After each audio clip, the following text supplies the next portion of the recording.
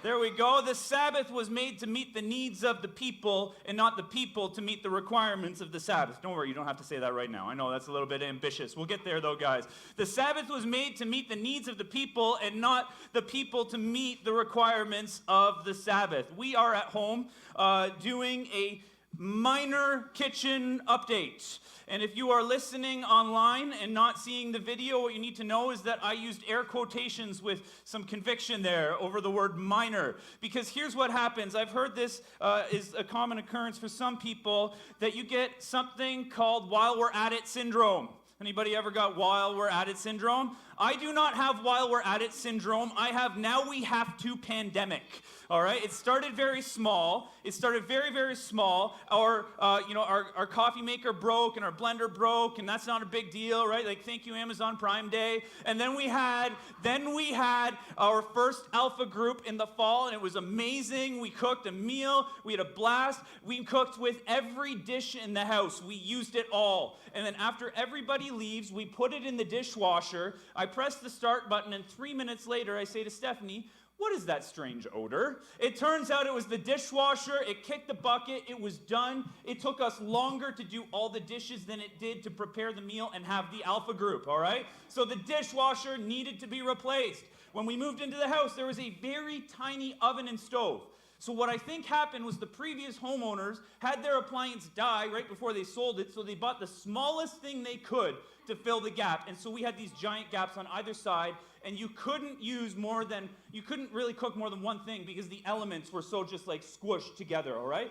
So we decided that we were going to replace the stove and the oven, and we put in a gas stove, which meant we needed a gas line. And there was a very big deal made about how much distance needed to be between the stove and the cupboards, and so that was great. There was no mention of how far the stove needed to be away from the wall that's beside it. So we turn the stove on, and we find out that there should have been a little bit distance, because now there are brown scorch marks on the drywall beside our oven. So we're back to just two elements, and so we have to pandemic.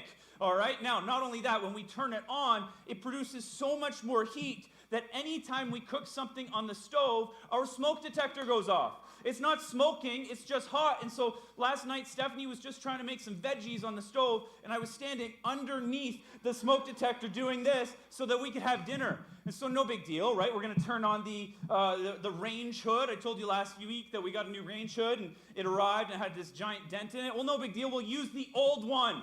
Right? It's just going to circulate the air. It'll help a little bit. We turn it on. 30 seconds later, sparks start shooting out of it, and there is a literal flame and smoke damage from our range hood blowing up in our kitchen. We have to pandemic.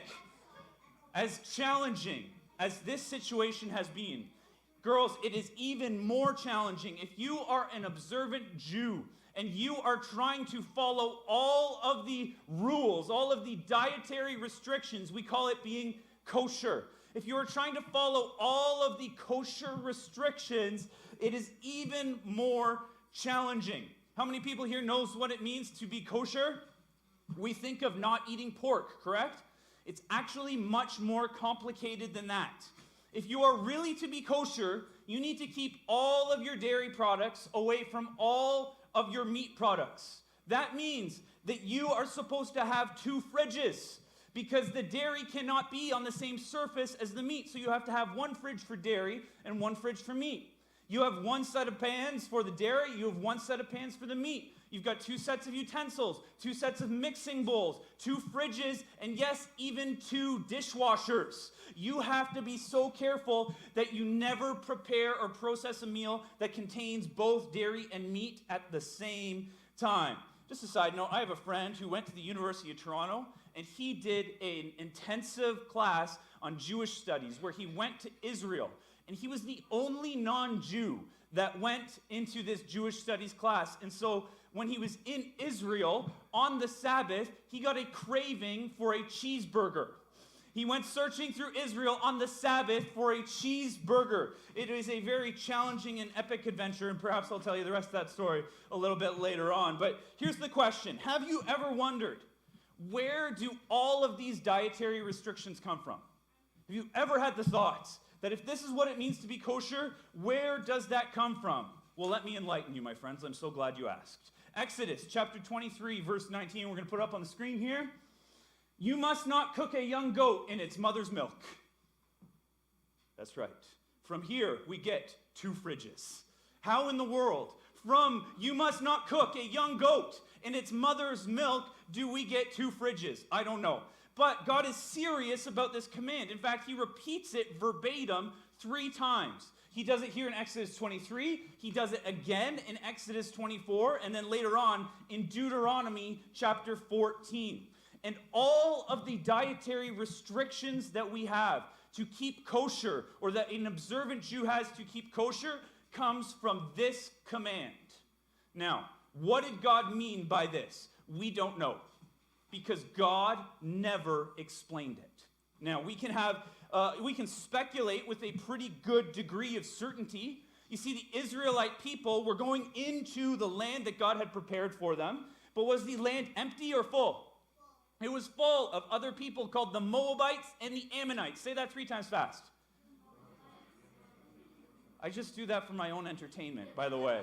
So it's filled with Moabites and Ammonites. And so there is a certainty, a pretty good certainty that we have that these individuals who are not worshiping the God of Abraham, they are worshiping false gods, that this was actually part of a religious ceremony, worshiping idols. And so God sees this, and in his wisdom, he says to the people of Israel, who he has called to be set apart, why? To be holy and separate, so Jesus could come through them 15 centuries later to fulfill the covenant and save mankind. He says, don't be like them. He says, do not do what they are doing. God repeats himself 3 times. Now, over the years, Jewish people have expanded this verse. They have extrapolated it. They have extended it to include all types of meat, not just goat meat. All types of meat. And not just the milk from the goat's mother, but to all dairy from all sources. And it's not just boiling anymore. It's any form of cooking whatsoever. And it's not just cooking meat and dairy together, but consuming the 2 within the same meal. And not just cooking and eating, but even touching the same surfaces. How does that happen? Religion. There is something inside of our fallen human hearts that wants to add to the simple instructions that God has given us. There is something that exists inside our human hearts that wants to complicate, that wants to add to the simple things that God has clearly said to us. Our main point today was that the Sabbath was made for you. The Sabbath was made to meet the needs of God's people. The first week in our series called Pause, where we're talking about the spiritual discipline of rest, we talked about how taking the Sabbath is a step of faith. It's an issue of trust, trusting God over yourself, that you can actually accomplish more in 6 days with his blessing than you can in 16 on your own. All right? Last week, we talked about how working is not the enemy, the temptation not to rest is. That when we begin to do this, this is not advocating laziness, but actually that we trust the Lord and we work very well in those 6 days. Today, here's what I want you to know, that the Sabbath was made to meet the needs of the people. The Sabbath was made to meet the needs of the people and not the people to meet the needs of the Sabbath. And we have to have that conversation. I want you to know that because there is something inside of our fallen human hearts that wants to add to the simple instructions that God has given us. You know, we talked first at length about how taking the Sabbath is a step of faith, because for most of us in this culture, in this day and age, the struggle that we have is trusting him over trusting ourselves. And so for some of us, we've never even taken a step of faith and attempted to practice the Sabbath. And so we had that conversation first. But we have to have this one as well, because as soon as we begin to practice that, there is a piece of our humanity that begins to try to complicate it and make the law and not life. And all of a sudden, what is meant to be a good and holy gift becomes a burden and an obligation. If you were to read all of the commandments that were given in the Torah is the first 5 books of the Bible. Genesis, Exodus, Leviticus, Numbers, and Deuteronomy. All right? That would be the text that the Jewish boys would be studying. There are 613 commandments in the Jewish Torah. Now, by the time Jesus comes along, and that's enough of a burden to try and follow and make happen on its own, isn't it? But by the time Jesus arrives on the scene, 15 centuries later, the Jewish leaders are falsely claiming to follow thousands of rules and commandments that God did not even give. The main point today, the Sabbath was made to meet the needs of the people. I want to tell you a little Bible story. I'm going to need a few volunteers. I saw some kids step out. I need some kids come back in here, please. I need somebody to come on up. I need somebody to be Jesus this morning. Okay? Awesome. Janny, you look like a great Jesus. Janny, Jesus. It's the J factor, all right? So Jesus is going to be up here, all right? Now, Janny, you are Jesus, and you are preaching in your hometown of Nazareth, okay? So I want you to be preaching to everybody this morning, all right? There we go. It didn't look like that, all right, but we'll go with it, all right? So Jesus is there doing this, all right? And he's preaching in Nazareth, and he's trying to teach, and he's trying to tell the truth, and he's trying to bring some miracles and some gifts. And how is it going, Janny? No, it's not. Actually, the people in Nazareth are not responding to what Jesus has to say. Now, you know what Jesus does? He turns around, he begins to warn Nazareth and all of the surrounding communities because of their hard-heartedness, all right? And now, why do you guys believe, why do you think the people in Nazareth were not able to receive in the same way that all of the other communities that Jesus was teaching in were not able to receive in the same way? Here's my belief. Here's what I think happens. That the people in Nazareth and the surrounding communities were so burdened by the yoke of righteousness and these thousands of rules that God didn't even say in the first place, that they were burdened by this heavy load. They were not able to receive what Jesus had to say. Now, here is a yoke. Anybody here know what a yoke is? Yeah, it's a really bad joke about eggs? No, that's not what it is. How many people have seen a canoe? Anybody here ever seen a canoe before? Anybody here ever tried to carry a canoe? What do you do, Janny? Do you just like pick it up and bench press? Well, clearly, because pipes. Right. Okay. But there is a piece of wood in the middle of the canoe that you put on your neck and you put on your shoulders, and it helps you carry the load that you are trying to carry, all right? So here is a yoke, all right? Here's a yoke. Now, I need somebody to come and be one of your disciples, okay? Awesome. Oh, Sophie? All right, come on up, okay. So now, Sophie, you as one of the disciples, you look kind of pretty normal here. So we have... I've got something for you to wear here, okay? All right, so there is your disciple hat right there, okay? And this is what you know what? I'm going to have you have a seat on the side, Sophie, because I realize I need somebody a little bit bigger to help me out with this. I need somebody who's super strong to help me out with this, super strong with some pipes. Even an adult. Oh, what do we got over there? Yeah, come on up, come on up. There we go. Is that Austin? Yeah, come on up, Austin. We need your help. Come on, come on, come on. Let's go. Give it up for Austin. Austin, Austin, Austin. All right, Austin, I need you to carry this yoke, okay? So you're one of the disciples too. Sophie is as well. She's there to encourage you. I need you to carry that on your back right there. Beautiful, facing the crowd, all right? Awesome, you're looking absolutely great. Now, here's one of the reasons that I think the reason that people in Nazareth were not able to receive is because of the very next thing that Jesus says. Matthew chapter 11, verses 28 to 30. Then Jesus said, "Come to me, all you who are weary and carry heavy burdens, and I will give my rest. Take my yoke upon you. Let me teach you, because I am humble and gentle at heart, and you will find rest for your souls. For my yoke is easy to bear, and the burden I give you is light." Immediately following this statement, it is the Sabbath day. And Jesus is walking in a field with his disciples, with Sophie right there, all right, and with Austin as well. They're walking in a field and they get hungry. So what do? Come on, somebody. They eat some of the grain. Here's the problem. That breaks one of the thousands of rules that have been implemented for the Sabbath. And so one of the Pharisees, I need somebody to come be a Pharisee. Yeah, okay, come on up, Lilia. There we go. All right? So the Pharisees are basically the law police, okay? And the law police are here to give Jesus and the disciples a ticket, a citation for breaking the law. Now, here's why it was so important. The Pharisees, I believe, actually had some hint of goodness in their heart because they thought that if everybody were to follow all of the rules, the thousands of rules, they thought that if they were to get that completely right for 2 Sabbaths in a row, that the Messiah would come and deliver them from their sin.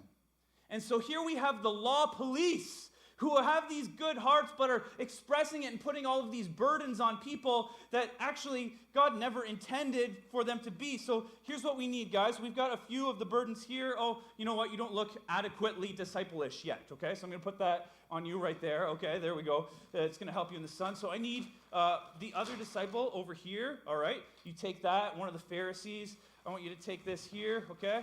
We've got some bags, and we're going to put some burdens on our friends. So we got our 2 pots and pans, all right? They can never touch because then the dairy and the meat would touch, all right? So we're going to put this here. We're going to put this here. I need you to dip down so they can reach, and they're going to put it on the sides over there, okay? Jenny, you're doing a great job over here.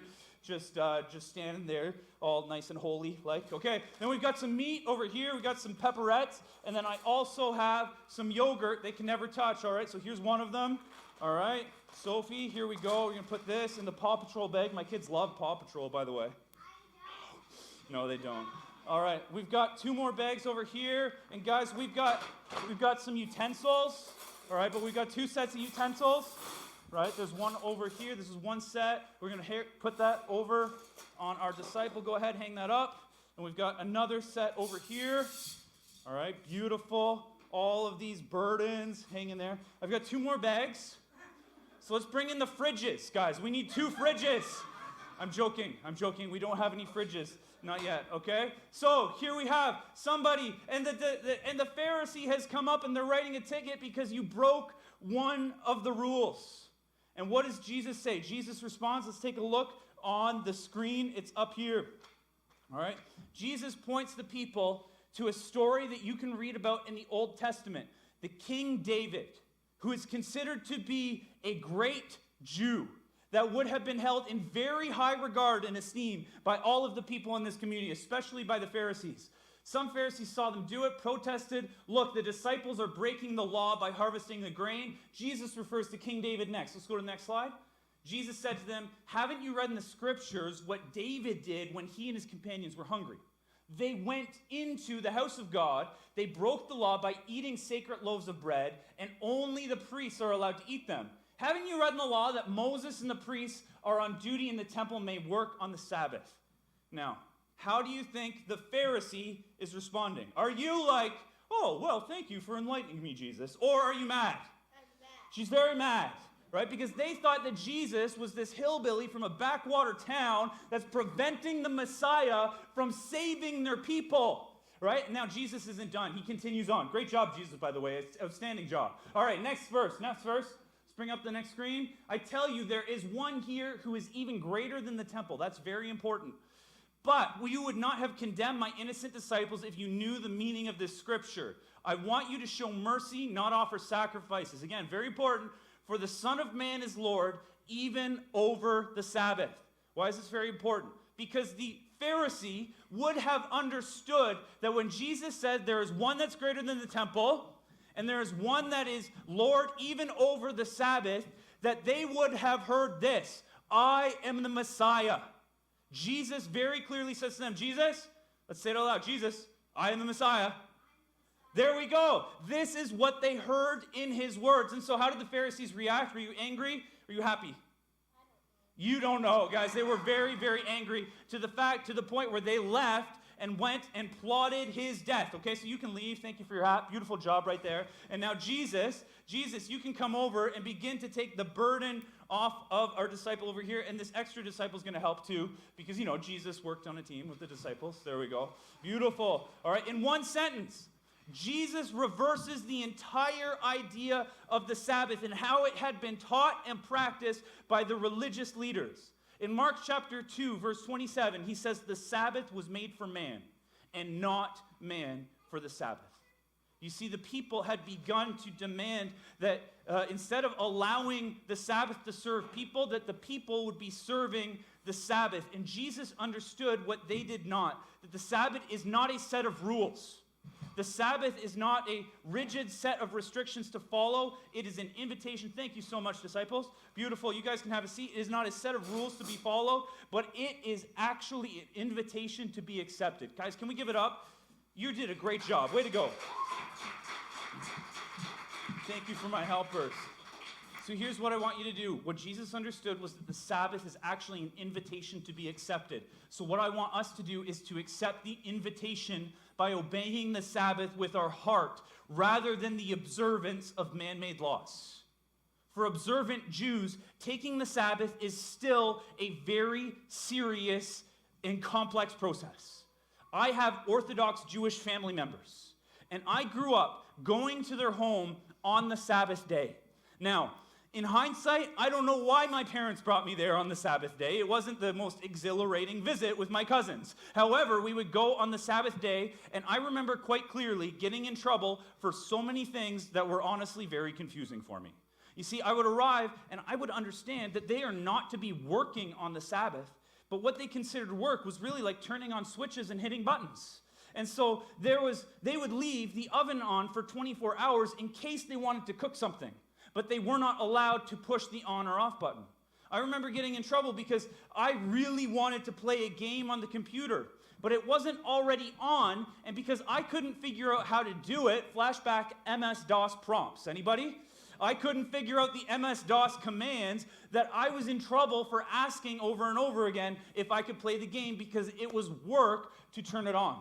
I remember being, not chastised is the wrong word, but strongly encouraged to remember not to turn off the light in the bathroom when you're done. How many kids, that is the opposite of what you're being taught at home? You turn off the light when you're done in the bathroom. Why? Well, because you don't want to waste electricity, but on the Sabbath in an observant Jewish home, it is considered work to turn it on. And so my second visit there was a roll of duct tape holding the light switch in the on position because I had broken the rule. Now, where does this ban on buttons and light switches come from? Exodus chapter 35. You shall kindle no fire throughout your dwellings on the Sabbath day. Again, it's like the two fridges, guys. How do we get from this place of you shall kindle no fire in your dwelling on the Sabbath day to let's not press the button? All right, well, the kindling no fire in your home became you shall not light your lamps. And then when electricity came along, it came from you shall not light your lamps to you shall not flip the switch. Now, when you're doing a kitchen renovation and are very familiar with all of the amazing modern products that you can purchase for your kitchen, your appliances have a Shabbat mode.